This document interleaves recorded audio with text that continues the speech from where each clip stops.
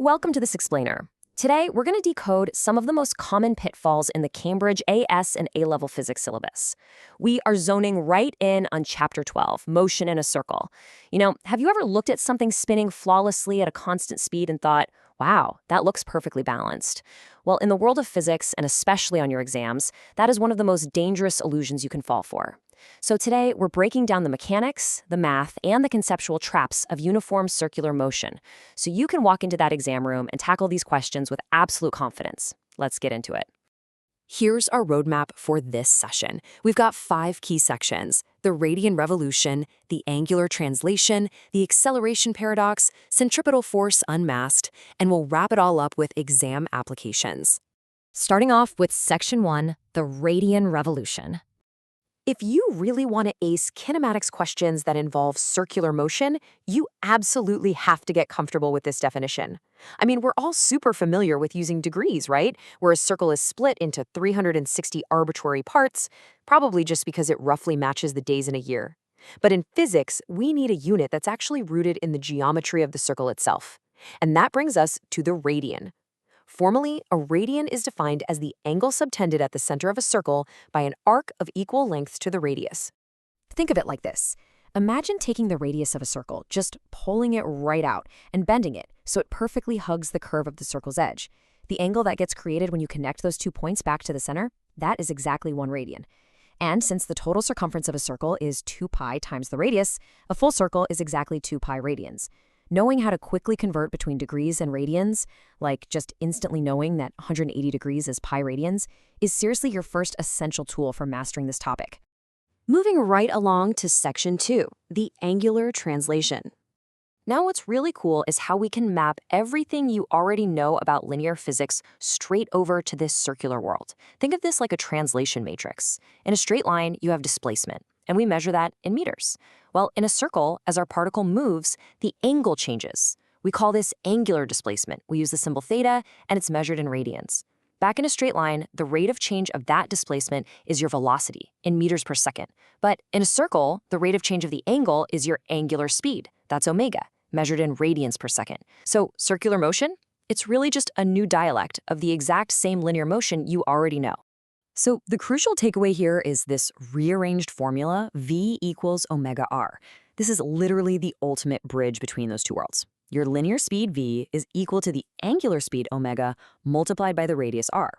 This is an absolute must-learn equation for your exam toolkit. You're going to use it all the time. Think about it. If you measure the time it takes for 1 complete revolution, which is the period, t, the angular displacement is 2 pi radians. So omega is just 2 pi over t. And when you substitute that back into our bridge equation, everything just beautifully connects. All right, Section 3, the acceleration paradox. Take a second and really think about this question. How can an object moving at a constant speed still be accelerating? It kind of breaks our everyday common sense, doesn't it? Normally, we think of acceleration as hitting the gas pedal to go faster, or slamming the brakes to slow down. But the strict physics of circular motion demands that we look a little closer at our actual definitions. If we look at the vector diagrams for this, they visually prove the whole paradox. When a particle moves around a circle at time t, it has a specific velocity. Let's call it v1. A split second later, it has velocity v2. Now, the magnitude, the actual speed, is exactly the same. But look at the arrows. The direction has completely changed. And because velocity is a vector, any change in direction means a change in velocity. Acceleration is simply the change in velocity over time.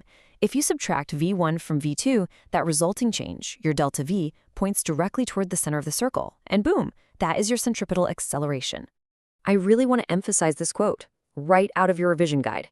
It is often thought that an object rotating around a circle at constant speed is in equilibrium. Just remember that it continuously changes direction. Honestly, do not fall for that equilibrium misconception on your exam. If it's turning, it's accelerating. Period. And according to Newton's laws, if it's accelerating, there absolutely must be a resultant force acting on it. Which brings us nicely to Section 4, centripetal force unmasked.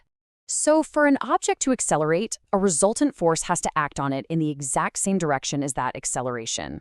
Therefore, the centripetal force is always directed toward the center of the circle, acting precisely at right angles to the velocity of the object. And here is the kicker.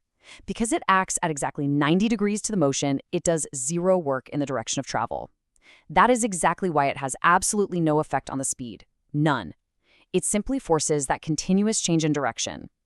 To calculate the magnitude of this force, you just use mass times centripetal acceleration, which gives us the classic F equals mv squared over r, or F equals m omega squared r. Now here's a massive secret to mastering these exam questions. Centripetal force is really just a job title. It's not some new magical force of nature. Depending on the scenario you're given, different everyday forces step up to do that job. If you're swinging a weight on a string, well, tension is your centripetal force. If it's a satellite orbiting Mars, gravity's taking the job. If a car is rounding a flat bend, friction steps up.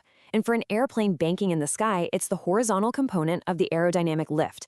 Identifying which force is currently playing the role of the centripetal force is literally half the battle in these questions.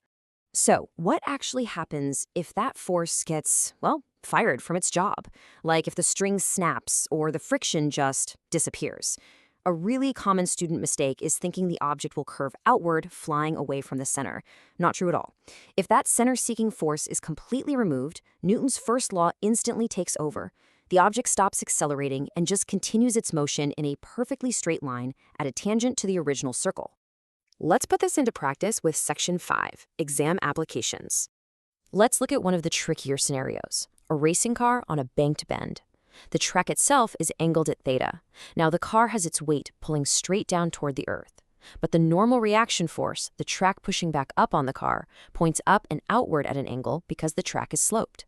It's not pointing straight up anymore. This means that normal reaction force is actually shared. It gets split into different components. One part fights gravity to keep the car up, and the other part pushes the car horizontally toward the center of the curve. I know that sounds intimidating, but if you just follow this exact 3-step mathematical framework, you are going to guarantee maximum points on these derivations. Step 1, resolve vertically. The car isn't floating up into the sky or sinking into the track, so the upward vertical component, r cos theta, has to perfectly balance the weight, mg. Step 2, resolve horizontally. That horizontal component pointing to the center is r sine theta. That is our centripetal force doing the job, so r sine theta equals mv squared over r. Step 3, just divide the two equations. The r cancels out entirely, sine divided by cosine becomes tangent, the mass m cancels out, and you are left with this beautifully elegant equation, tan theta equals v squared over gr. It's such a massive point score if you just trust the logic. All right, I'm going to leave you with this final revision activity, straight out of the study guide. Imagine a racing car hits a patch of oil exactly as it enters a bend. Explain why the car slides off the road into the gravel trap. Think back to everything we just covered. What job was friction doing? And what exactly happens to an object's trajectory when that center-seeking force is suddenly taken away? Really grapple with that question. Go over the vector logic we discussed, and I promise you'll find that circular motion isn't a paradox at all. It's just brilliant physics. Thanks for joining this explainer, and keep questioning the world around you.